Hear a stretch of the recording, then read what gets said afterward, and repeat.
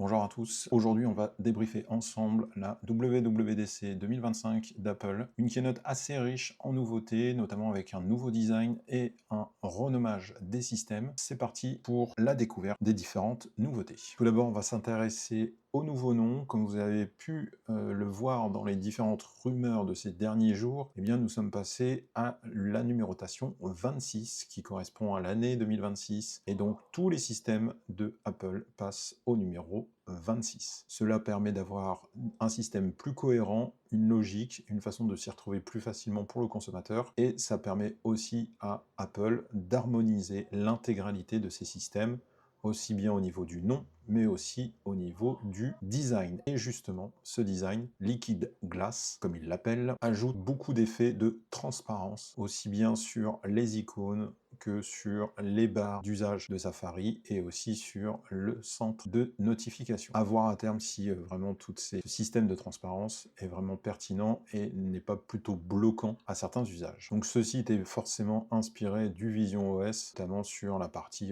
effet 3D et transparence qu'on retrouve dessus. Concernant les nouveautés, on va parler dans un premier temps d'iOS, avec l'application téléphone qui permet maintenant de filtrer sur les appels récents et connus, d'avoir une transcription des messages vocaux si il y en a eu, de faciliter un petit peu le visuel des appels passés et des appels reçus ou non répondus. L'appareil photo se simplifie avec simplement vidéo et photo qui est apparent, et toutes les autres options se retrouveront donc à disposition, mais il faudra faire des slides et des appuis longs pour les trouver. Application message, on a un écran arrière qui est personnalisable, des nouveaux effets et une meilleure gestion des groupes. Côté iPad OS, eh bien, il y a une grosse refonte multitâche. Pour ma part, je pense que c'est vraiment cet OS qui a eu la meilleure mise à jour et la plus grosse mise à jour, que maintenant les fenêtres sont ajustables plus facilement. On retrouve ce qu'on peut voir sur un macOS, donc c'est quand même plus intuitif, notamment avec cette barre en haut qui permet d'avoir la barre des menus, plus de simplicité et de logique dans les usages, notamment à travers le gestionnaire de fichiers. Autre nouveauté sur l'iPadOS, eh bien c'est les tâches en arrière, notamment pour les grosses tâches de transfert ou d'encodage ou de montage vidéo. Vous pourrez continuer à travailler sur d'autres applications. Côté macOS, on va retomber effectivement sur le même Liquid Glass en termes de design, mais la grosse nouveauté, c'est Spotlight qui permet bien plus de choses, puisque des fonctions IA sont maintenant intégrées à cette barre de recherche, qui permet notamment de rajouter et de chercher des éléments positionnés sur votre PC, que ce soit des applications, des fichiers, du texte que vous avez saisi, et aussi retrouver vos raccourcis, si vous avez été dans l'application raccourci que vous a généré des automatisations. Et bien là aussi, Spotlight pourra vous aider à le retrouver et à l'exécuter le plus simplement possible. Côté WatchOS 26, eh bien, on n'a pas grand-chose en nouveauté, hormis le design, puisque de toute façon, tous vont y passer.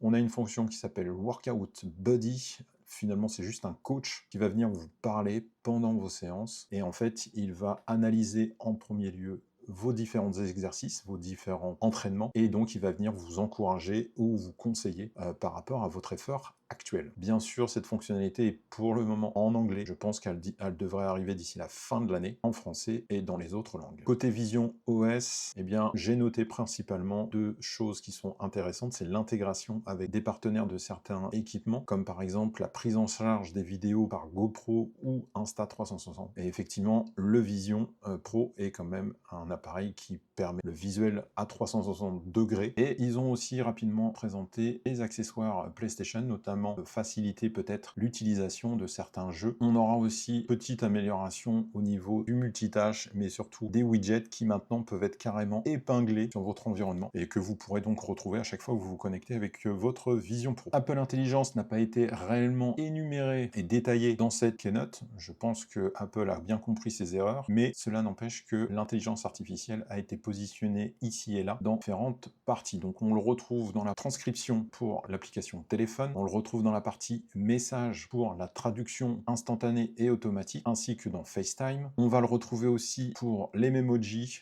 qui ont été améliorés avec maintenant l'intégration de ChatGPT pour générer une image plus pertinente, et aussi Visual Intelligence qui permet de reconnaître les éléments depuis une photo ou simplement depuis une capture de votre écran si vous souhaitez retrouver un vêtement ou un autre élément que vous souhaitez acheter. Globalement, il y a peu de nouveautés, notamment logiciel, vraiment de l'esthétisme qui a été mis en avant ici et qui a été vraiment travaillé. C'est tout pour moi, n'hésitez pas à liker, partager et de me dire en commentaire ce que vous avez aimé, préféré ou ce que vous détestez dans cette nouvelle refonte du design de chez Apple. Merci à tous d'avoir suivi la vidéo jusqu'au bout et à bientôt pour une prochaine vidéo.